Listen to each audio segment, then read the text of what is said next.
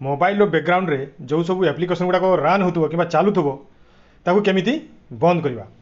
तो प्रथम आम जाना केमिति जे आमर कौ कौ एप्लिकेशन बैकग्राउंड रे प्रोसेस होची बा चलुची।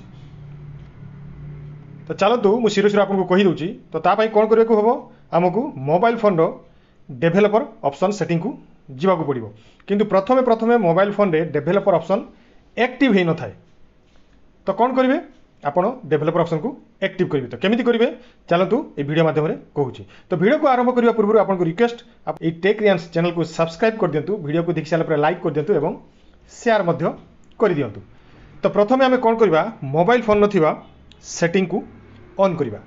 सेटिंग को ऑन कला परे ये देखंतु ऊपर आपनकर अबाउट फोन गोटे ऑप्शन थिबो, से अबाउट फोन ऊपर आपण इठी क्लिक करेंगे।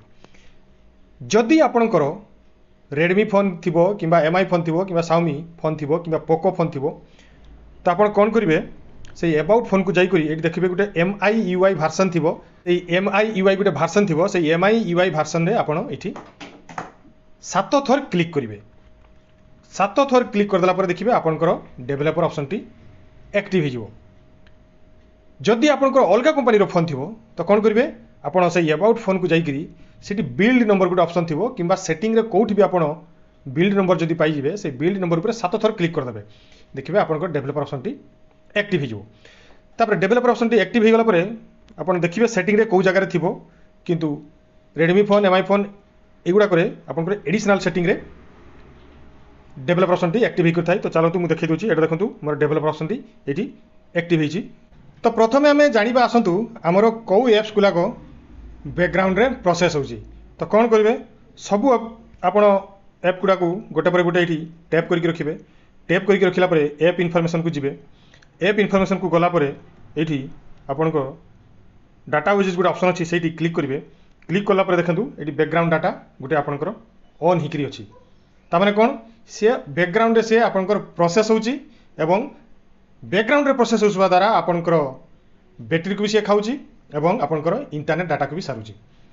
सेमिति आपण सबू एप्लिकेशन गुड़ा को चेक करेंगे। जमी गूगल क्रोम को मुझे चेक करुँची, ऐप इनफॉरमेशन को जीवे, डाटा यूजेज को जीवे।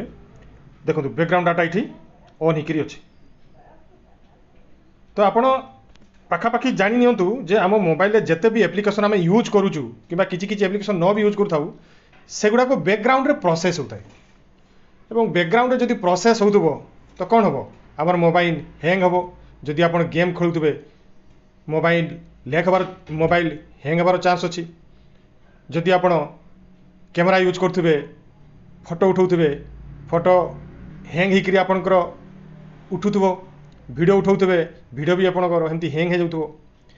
तो कौन करेंगे आप बैकग्राउंड प्रोसेस को बंद करेंगे। तो कौन करेंगे गोटे पर एते एप्लिकेशन गुड़ा को आप गोटे पर गोटे बैकग्राउंड प्रोसेस जब बंद करेंगे बहुत समय लगे। तो कौन करेंगे आपड़ से डेभेलपर ऑप्शन को जीवे। डेभेलपर ऑप्शन को गला परे आपन कौन करेंगे स्क्रॉल डाउन करके तल को आसबे। तल को आसला परे ये गोटे ऑप्शन अच्छी देखिए। ये देखो बैकग्राउंड प्रोसेस लिमिट गोटे ऑप्शन अच्छी।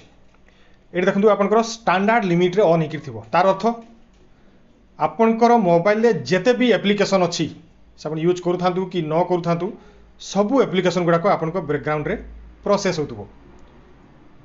तो कौन करेंगे आपड़ ये जो तले अच्छी तो बैकग्राउंड रे प्रोसेस होता द्वारा आमर मोबाइल बैटेरी तो सरुव आपंकर मोबाइल डाटा भी सर मोबाइल हैंग हम मोबाइल हिट हम जदि बैकग्राउंड रे सबू एप्लिकेशन चालू थाए।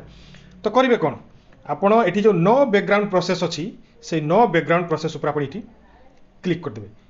क्लिक करदे कौन हम आ बैकग्राउंड रे जो प्रोसेस चलता से गुड़ाक टोटाली बंद हो। तार यही दुई सेटिंग आप डेभेलपर ऑप्शन करेंगे। देखिए आप बैकग्राउंड रे कौन भी एप्लिकेशन चलो ना एवं न चलवा द्वारा आपंकर मोबाइल बैटेरी बहुत मात्रा बचिबो एवं आपंकर इंटरनेट डाटा बहुत मात्रा बचिबो। आपंकर मोबाइल हैंग हम ना, हिट हम ना एवं आपंकर मोबाइल पूरा फ्री चलिबो।